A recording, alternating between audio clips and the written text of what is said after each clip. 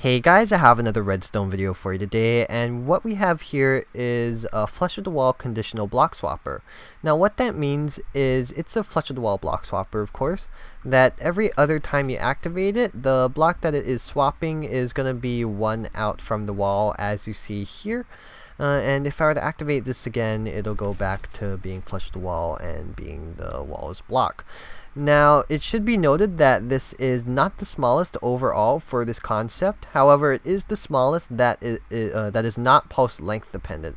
Now, what does that mean? Well, being pulse length dependent means that you require an input pulse of a certain length or lengths.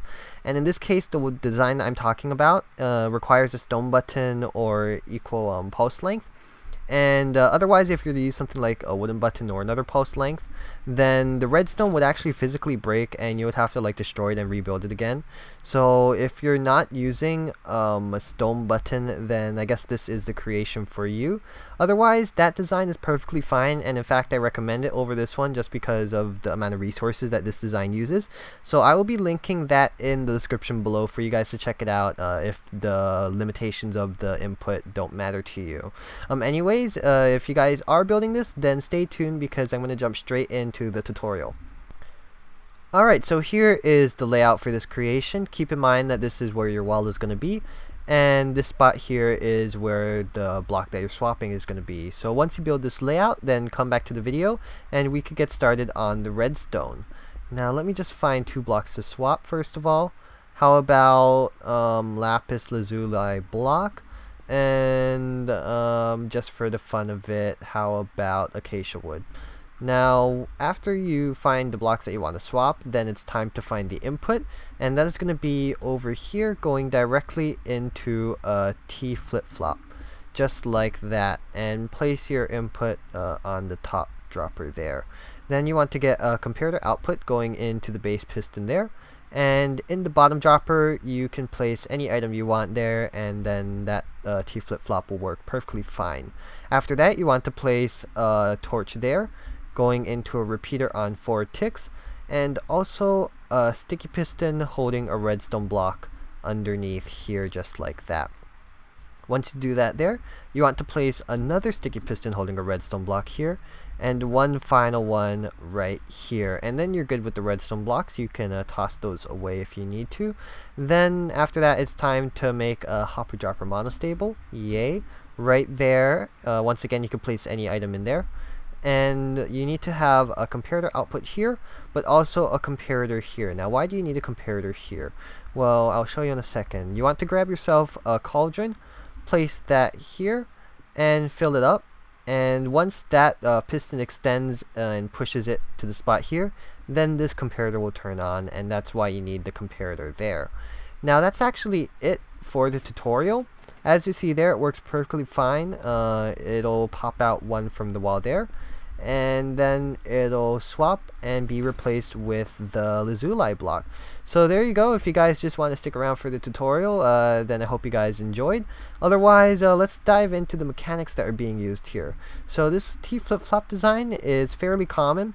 You guys should know how it works, but if you don't, then on one pulse, it's going to be pushing the item up to the top one, and then you'll get an output. Then on the other pulse, it'll spit the item out from the dropper, going into the hopper, and going back into the base dropper, and not having an output. Then over here, this is just a really fancy double piston extender. And how does it work? Well, first of all, as you see there, on this time, it's powering the back piston. But on the other time, this comparator is not. And how is it being powered in the front? Well, that redstone block there is going to be powering the front piston if the back one is extended, just like that. And once this gets retracted, this repeater will power that, so it'll be able to grab the block and it can swap. Otherwise, if this back piston is not powered, then this repeater will simply power that, and that'll be pushing the block there so it's flush with the wall. Then on this side, this redstone block and piston here will be activating every other time due to the T flip-flop. So every other time this circuit will activate and it'll push the block here.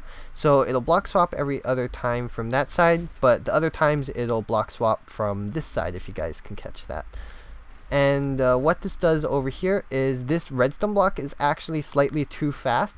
This piston over here, or not that piston, but the piston in the 4-tick spot here is a bit too slow, and this redstone block is a bit too fast. So this hopper dropper circuit just updates that piston so it pushes when the time is ready. And once that does push, this cauldron and comparator here will update the back piston here, because as you see here, this comparator turns on way too early. In fact, it's the first thing to turn on, and it actually cannot extend the piston. So when the time comes for the piston to actually extend, this cauldron will do the trick there through that comparator.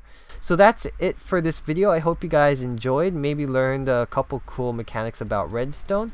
I have a lot more creations to share with you that I'm super excited to do so in the future, so stay tuned for those. Otherwise, I hope you guys enjoyed, and until next time, goodbye!